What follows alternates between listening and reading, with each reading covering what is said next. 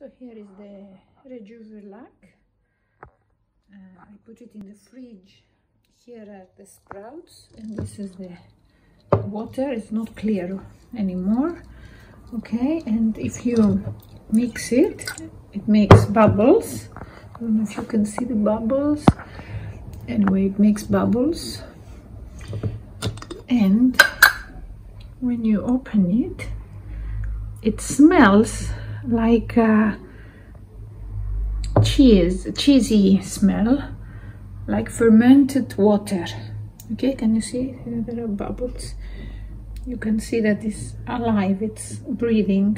The bacteria are breathing inside.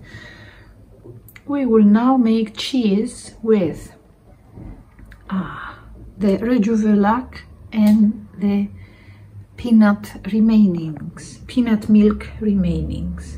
We're ready now to make the cheese with the peanut remainings from the milk, squeezed in a tupper, in a airtight tupper. Now I open the tupper, of course, and I added some vinegar, remember, to keep it not to be spoiled. Then the rest of the ingredients for the cheese will be oil, local oil. I have olive oil, a spice mix that I like. I have one with cinnamon, rosemary, sesame seeds, and other spices that thyme also, that I like very much. Salt. You can use garlic or onion powder. I do not use garlic, so I have hing asafoetida to replace the garlic. Nutritional yeast. It's a powder. It's a yeast in powder. Nutritional. This will give the cheesy taste to the cheese, and our fermented water from sprouted wheat. But if you don't have this, you can use lemon. I use both. So this is half a cup of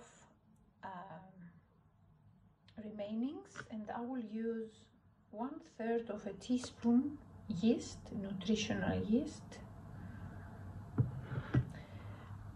Garlic or onion powder, but I don't know how much. You have to find out yourself.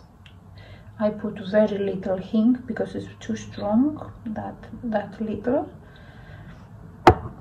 Then salt, again, up to you, but I use about 1/3 salt. Spices, also up to you. I use 1 teaspoon for half a cup of remainings. No, half a teaspoon. Half a teaspoon is safer.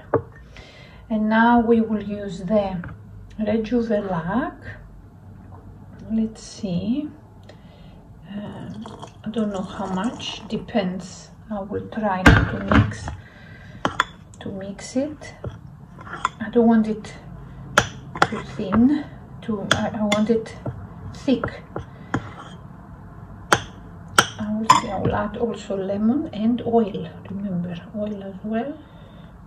Again, it's up to you how much you will use. I cannot help too much with the quantities. Depends how you prefer your cheese. And again, I just add oil because the fat from the peanut or any other nut is removed. So now we have to add fat, otherwise it will not taste like cheese. And if you find oil that doesn't have too much taste, that would be great, because then it doesn't take the taste.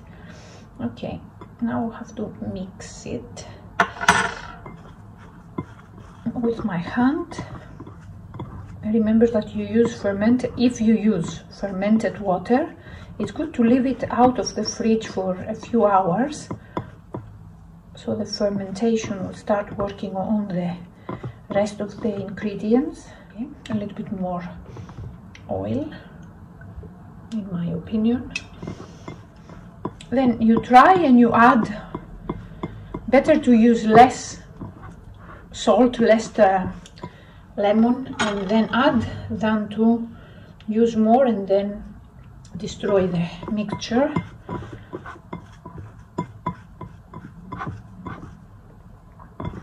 This is raw now, we didn't cook it, remember. You can roast it a little bit, but why? This is great, really, it's amazing. When you add oil and all the rest of the ingredients, it's very nice. Here it is, my Mizithra cheese. But if you don't like it like that and you want it creamy, we will make it creamy now. I will add it to the container and blend it. So to make it more creamy, I add a little bit more oil. Remember, if the oil doesn't have too much taste, it will be great. And I add a little bit of the Rejuve-like. Again, I might add on the way. So.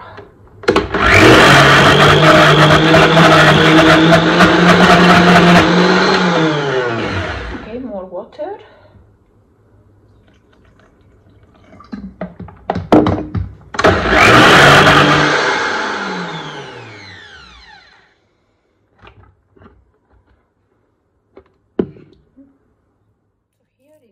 Creamy cheese. I will either just squeeze it in